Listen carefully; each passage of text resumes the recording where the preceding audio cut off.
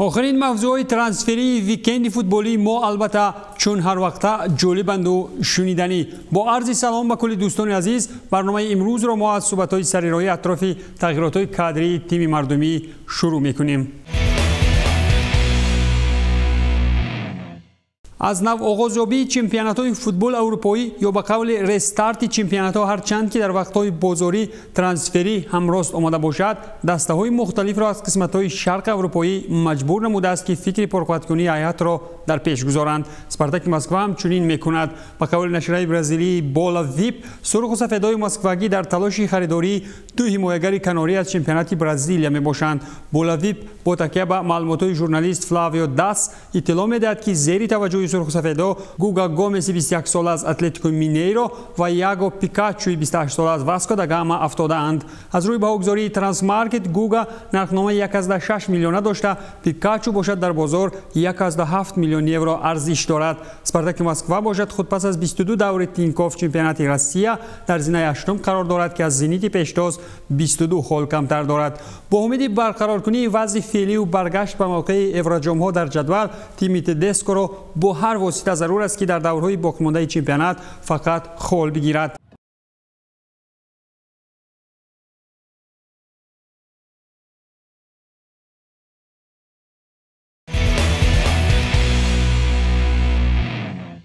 با کلی رسانه‌های خبری روس رسم شده است که اگر در اروپا اندک هم توجه به این یا آن فوتبالباز روس حرف زنند، دیگر همان رسانه‌های ورزشی روس از چنین خبرها پر می‌شوند و اینجا البته جای ننگ است. دیگر ننگ که افتخار ملی و درکاری بودن نماینده کشور را میگوید. اما از جانب دیگر گزارش فوتبالبازان روس به تاپ 5 چمپیونات‌های اروپایی نه همه وقت انجامی خوب دارد و تنها یک سفر سیاحانه را می‌ماند. این نوبت باشد سرره‌های زرین کل رسانه‌های روسی در خصوص خریداری پورای اسمولوف از جانب سلتا بوده. سامانه معتبر چمپیونات در این باره چنین میگوید: فیودور به اسپانیا به جای استقامتی دائمی میرود. در همین حال سلتا و لوکوموتیو در خصوص خریداری پورای حمله‌ور روس گفت و شنید دارند. یادرس میکنیم که اسمولوف به سلتا وقت روزانه زمستانه ترانسفری تاریخ اجاره گزارش نموده. این حمله‌ور 30 ساله عین حال در 6 بازی انجام دادهش یک گل هم زده است. سلتا باشد عین زمان در زینه 17 جدول چمپیونات اسپانیا قرار دارد که این هم یک زینه بالاتر از تخانه جدول است. سامانه ترانسمارکت باشد اسمولوف را 7 میلیون یورو نرخ کرده است، ولی اگر شود و لوکو دو پای در یک موزه ارزش فیودور را از 14 میلیون بالاتر نماید، مشکل است گفتن که اسپانیا چنین بازیگری سالخورده بی‌کفالت را در چنین دوران بحرانی پر خریداری نمایند. چطوری در برنامه پیشین گفتیم، دفعه بعدی از نوید افشای گزارشی بزرگ برایتان میگوییم. گفتنیم که گزارشی بزرگ هم نشده است و لیکن یک خبری تاپ را درباره محبوب ترین بازیگر میلیون ها مخلصان فوتبالی برایتان میگوییم.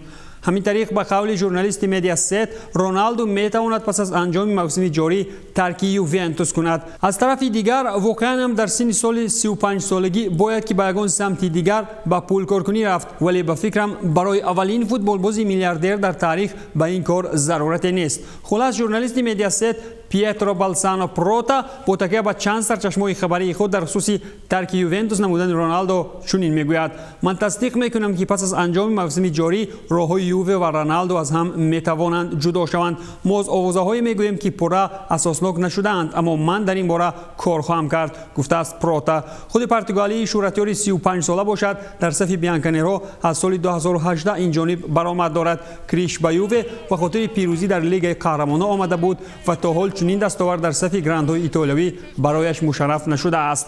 ممکن که کری را همین موسم این نقشه خود و آرزوی دیرین بوفون دستان را عملی نموده تواند.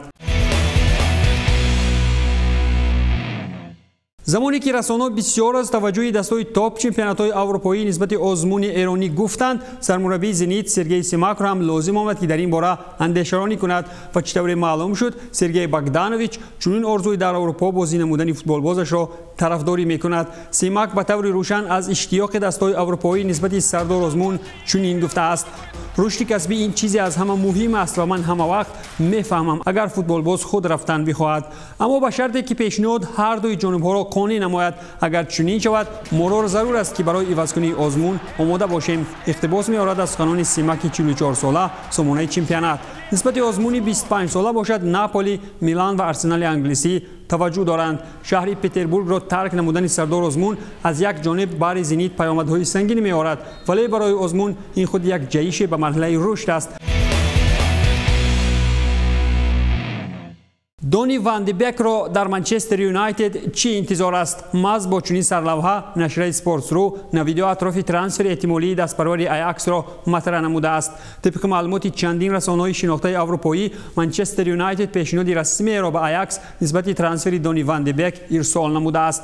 رقیب اساسی منچستر در این سودا ریال مادرید می باشد.